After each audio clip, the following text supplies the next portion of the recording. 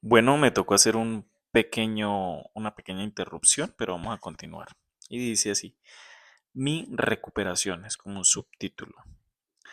Afortunadamente, a la mañana siguiente mi respiración se había normalizado a tal punto que los doctores se sintieron confiados de sacarme del coma inducido.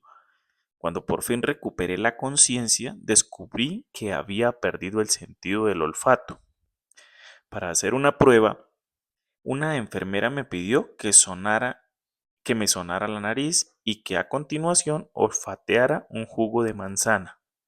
Mi sentido de olfato regresó, pero el hecho de sonarme provocó que el aire pasara a través de la fractura que tenía en la cuenca del ojo, lo cual empujó el globo ocular izquierdo hacia afuera.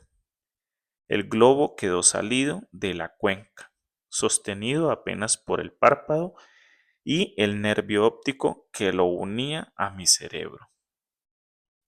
El oftalmólogo afirmó que mi ojo gradualmente volvería a su sitio conforme el aire saliera de la cuenca, pero le era imposible determinar cuánto tiempo le tomaría recuperar su posición normal. Me había programado para una cirugía una semana después para darme un poco más de tiempo para recuperarme. Todavía tenía el aspecto de alguien que hubiera estado en el lado equivocado del cuadrilátero del boxeo. Pero de cualquier manera, me dieron autorización para salir del hospital. Regresé a casa con la nariz rota, media docena de fracturas faciales y el ojo izquierdo desprendido de su órbita. Los meses siguientes fueron muy duros. Tenía la impresión de que todo en mi vida había sido puesto en pausa. Tuve visión doble por semanas y literalmente no podía ver en una sola dirección. A mi ojo le tomó más de un mes regresar a su posición original. Entre las convulsiones y los problemas con la vista pasaron 8 meses antes de que pudiera volver a mantener, perdón, a manejar un auto. En las sesiones de terapia física tuve que practicar patrones motores básicos como caminar en línea recta. Estaba determinado a no permitir que mis heridas me doblegaran, pero debo admitir que en más de una ocasión me sentí deprimido y abrumado. Cuando regresé al campo de béisbol, justo un año después, fue muy doloroso darme cuenta de lo mucho que me faltaba por conseguir. El béisbol siempre había formado parte de mi vida.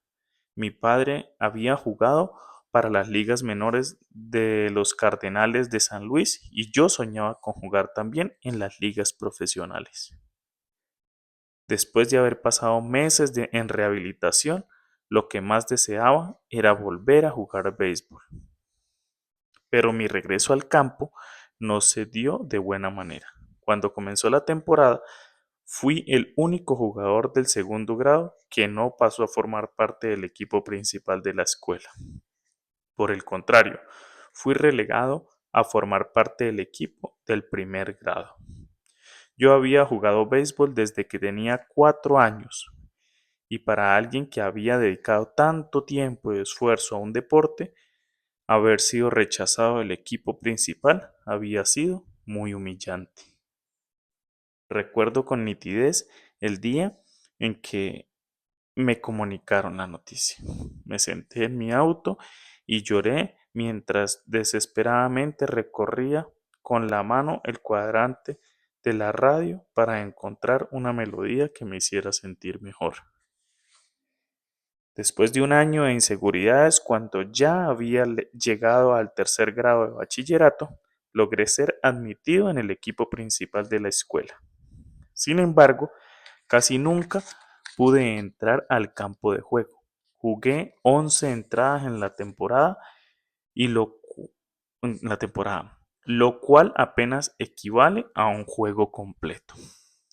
A pesar de mi deslucida participación en la temporada escolar, seguí creyendo que podía lograr convertirme en un gran jugador y tuve la certeza de que si las cosas iban a mejorar, yo sería el único responsable de lograrlo.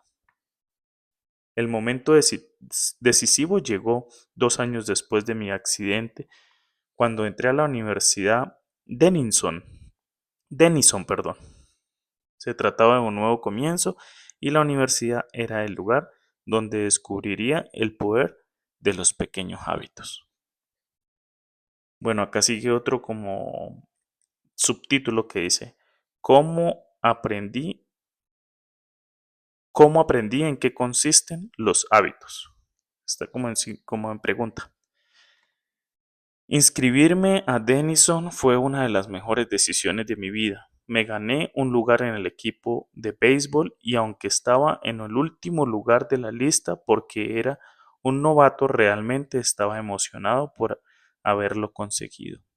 A pesar del caos que había sido mis años de bachillerato, había logrado convertirme en atleta universitario.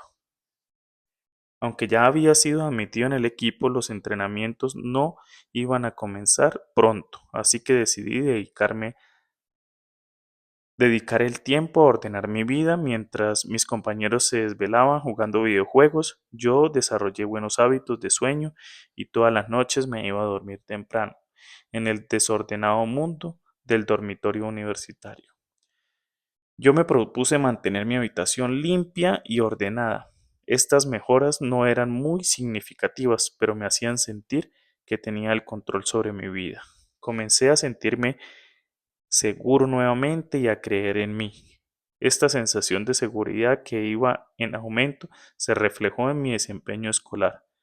Conforme mejoré mis hábitos de estudio, logré un promedio de 10 durante todo el primer año. Un hábito es una rutina, una conducta que se practica con regularidad y, en muchos casos, de manera automática. A medida que pasaban los semestres, acumulé pequeños hábitos que repetía de manera consistente y que, eventualmente, me llevaron a conseguir resultados que ni siquiera hubiera podido imaginar cuando entré a la universidad. Por ejemplo, por primera vez en mi vida adquirí el hábito de levantar pesas varias veces a la semana. Durante los siguientes años, con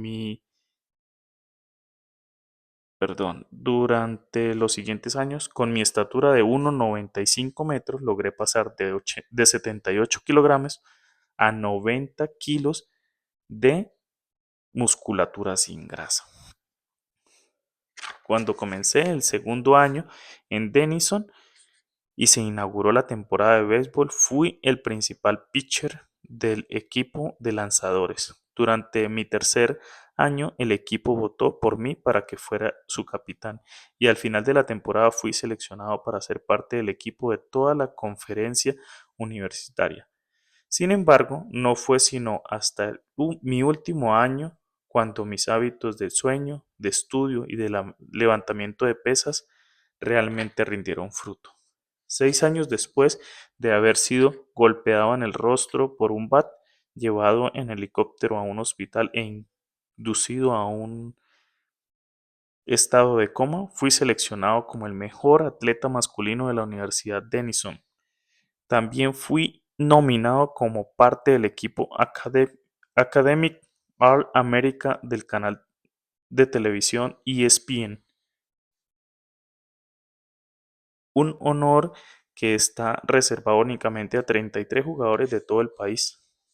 Para el momento en que me gradué había obtenido 8 récords universitarios en diferentes categorías y gané el más importante galardón académico de la universidad, la medalla del presidente.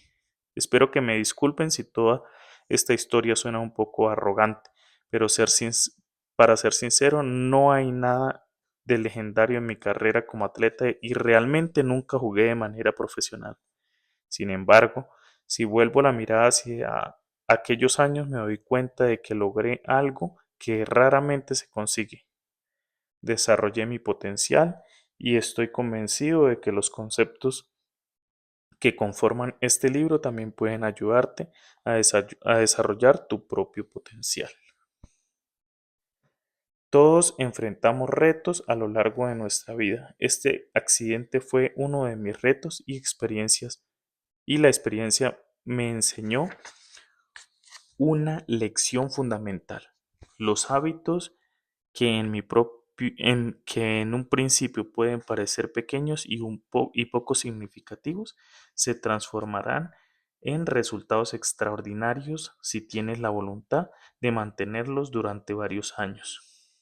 Todos tenemos que lidiar con contratiempos y retrocesos, pero a la larga la calidad de nuestra vida depende de la calidad de nuestros hábitos. Si mantienes los mismos hábitos que tienes ahora, tendrás resultados equivalentes. Si mejoras tus hábitos, cualquier cosa es posible. Probablemente existen personas capaces de alcanzar grandes logros de la noche a la mañana. Yo no conozco ninguna. Y yo ciertamente no soy una de ellas. No existió un único momento clave en mi camino desde el coma inducido hasta el equipo del canal de ESPN. Hubo muchos momentos clave, una suma de ellos. Se trató de una evolución gradual, una larga serie de pequeños triunfos y modestos avances. La única manera de progresar, la única opción que tuve, consistió en comenzar por dar pasos pequeños. Esta es la misma estrategia que utilicé cuando comencé mi propio negocio y cuando inicié la escritura de este libro. ¿Cómo por qué escribí este libro? O sea, está como en pregunta. En noviembre del 2012 comencé a publicar artículos en jamesclear.com. Por años había conservado mis notas acerca de mis experimentos personales con los hábitos y sentí que estaba listo para compartir algunos en público. Empecé por publicar un artículo nuevo cada lunes y jueves. En pocos meses, este simple hábito de escritura me llevó a reunir mi primer millar de suscriptores por correo electrónico.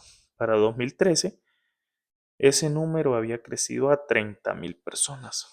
En 2014, mi lista de correo electrónico creció potencialmente hasta alcanzar 100,000 suscriptores, lo cual hizo que mi sitio web se volviera uno de los boletines informativos de más rápido crecimiento de Internet. Pero un momento voy a omitir esta propaganda. Ok. Más rápido del crecimiento de Internet. Me sentí como un impostor cuando comencé a escribir 2 años antes, pero al parecer ahora me había convertido en un especialista en hábitos, una etiqueta que me emocionaba y al mismo tiempo me hacía sentir incómodo. Nunca me consideré especialista en el tema, pero por el contrario, me parecía que era alguien que estaba apenas experimentando y aprendiendo junto con mis lectores. En 2015 alcancé los 200,000 suscriptores y firmé un contrato con Penguin Random House para empezar a escribir la versión en inglés del libro que estás leyendo ahora. Conforme el número de mis lectores creció, también lo hicieron oportunidades de negocio. Cada vez recibía más invitaciones a dar conferencias en importantes compañías acerca de la ciencia para desarrollar buenos hábitos, cambiar conductas y mantener una mejora continua. De pronto, me encontré dando discursos de apertura en importantes conferencias tanto en los Estados Unidos de América como en Europa. En 2016, mis artículos comenzaron a aparecer regularmente en publicaciones de gran prestigio como el Time, Entrepreneur y Forbes, está en inglés, y increíblemente mis textos fueron leídos por más de 8 millones de personas durante ese año. Entrenadores de equipos pertenecientes a la NFL, la Liga Nacional de Fútbol, la NBA, Asociación Nacional de Básquetbol, y la MLB, la Liga Mayor de Béisbol. Empezaron a leer mi trabajo y a compartirlo con sus jugadores. A principios del 2017 lancé la Habits Academy, la principal plataforma de entrenamiento para organizaciones e individuos interesados en desarrollar mejores hábitos para su vida y el trabajo. Compañías pertenecientes al grupo Fortune 500 y otras empresas emergentes empezaron a inscribir a sus ejecutivos, a sus equipos de capacitación.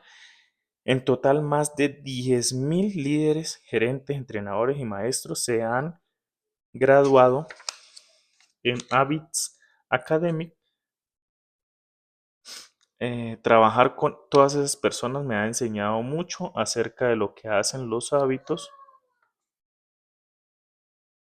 Perdón, me ha enseñado mucho acerca de lo que hace que los hábitos se puedan aplicar en el mundo real. Mientras daba los últimos toques a este libro durante el 2018, jamesclear.com estaba recibiendo millones de visitantes al mes y casi 500.000 personas se estaban suscribiendo al correo electrónico de mi boletín informativo cada semana. Tal cantidad de suscriptores está tan lejos de las expectativas que tenía cuando inicié el sitio, que ni siquiera estoy seguro de lo que debo pensar acerca de él. ¿Cómo te puede beneficiar este libro? El empresario e inversionista Naval Ravikant dijo una vez, para escribir un gran libro primero tienes que convertirte en ese libro. Yo tuve que vivir las ideas que se mencionan en esta obra para aprenderlas. Tuve que confiar en pequeños hábitos para lograr mi recuperación después de mi accidente, para volverme más fuerte en el gimnasio, para lograr un desempeño de alto nivel en el campo de juego, para convertirme en escritor, para construir un negocio exitoso y, sobre todo, para convertirme en un adulto responsable. Las los pequeños hábitos que cultivé me ayudaron a desarrollar todo mi potencial. Y dado que elegiste este libro, asumo que tú también quieres desarrollar tu potencial, todo tu potencial. En las siguientes páginas voy a compartir contigo un plan paso a paso para desarrollar mejores hábitos, no por unos cuantos días, sino para siempre. A pesar de que todo lo que aparece aquí tiene un sustento científico, no se trata de un trabajo académico de investigación. Este libro es en realidad un manual de instrucciones, conforme explico la ciencia de cómo desarrollar y cambiar hábitos de una manera fácil de entender y de aplicar. Vas a encontrar principalmente sabiduría y consejos prácticos. Las disciplinas a las cuales recurro, biología, neurociencia, filosofía, psicología y otras, han existido durante siglos. Lo que yo ofrezco es una síntesis de las mejores ideas que personajes brillantes descubrieron hace tiempo, junto con los más recientes y convincentes descubrimientos de la ciencia moderna. Mi contribución consiste, espero, en encontrar las ideas que son más significativas y interrelacionarlas de tal manera que sean altamente funcionales. Voy a eliminar esta propaganda y vamos en funcionales. Todos los aciertos de esta obra deben atribuirse al genio de los muchos expertos que me precedieron. Los errores son mi responsabilidad. La columna vertebral de este libro es mi método de 4 pasos para desarrollar hábitos: señal, anhelo, respuesta y conducta, que se desprenden de ellos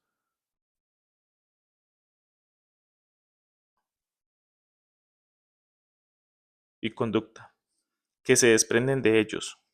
Los lectores que cuenten con conocimiento de psicología tal vez encuentren similitudes entre estos términos y los que manejan la teoría del condicionamiento operante, con el cual B.F. Skinner propo- proponía en 1930 el ciclo estímulo, respuesta y recompensa, y que recientemente se ha popularizado como señal, rutina y recompensa.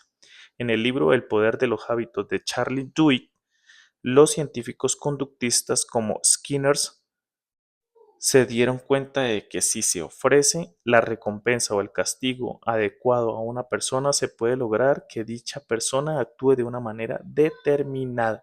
El modelo de Skinner hizo una excelente labor explicando cómo los estímulos externos influyen en nuestros hábitos. Sin embargo, no ofrece ninguna explicación respecto a la manera en que nuestros pensamientos, sentimientos y creencias influyen en nuestro comportamiento. Nuestros estados internos, al igual que nuestras emociones y nuestro humor, son también muy importantes. En las últimas décadas, los científicos han comenzado a determinar la conexión entre nuestros pensamientos, sentimientos y comportamiento. Estas investigaciones recientes también se incluyen en estas páginas. En suma, el marco de referencia que ofrezco es el modelo integrado por las teorías cognitivas y conductista. Me parece que el mío es uno de los primeros modelos de conducta humana que de manera acuciosa da cuenta de la influencia tanto de los estímulos externos como de las emociones internas en nuestros hábitos. Quizás algunos de los términos que utilizo te resulten familiares, pero confío en que los detalles y las explicaciones prácticas de mis 4 leyes de cambio de conducta te ofrecerán una nueva manera de concebir tus hábitos. La conducta humana siempre está modificándose de una situación a otra, de un momento a otro, de un segundo a otro, pero este libro se trata justamente de aquello que no cambia, no cambia. Es acerca de los fundamentos de la conducta humana, los principios perdurables de los que dependemos año tras año, las ideas fundamentales sobre las que los cimentamos nuestros negocios, nuestra familia y nuestra vida. No existe una manera correcta de crear mejores hábitos, pero este libro describe la mejor manera que yo conozco. Se trata de un enfoque que resultará efectivo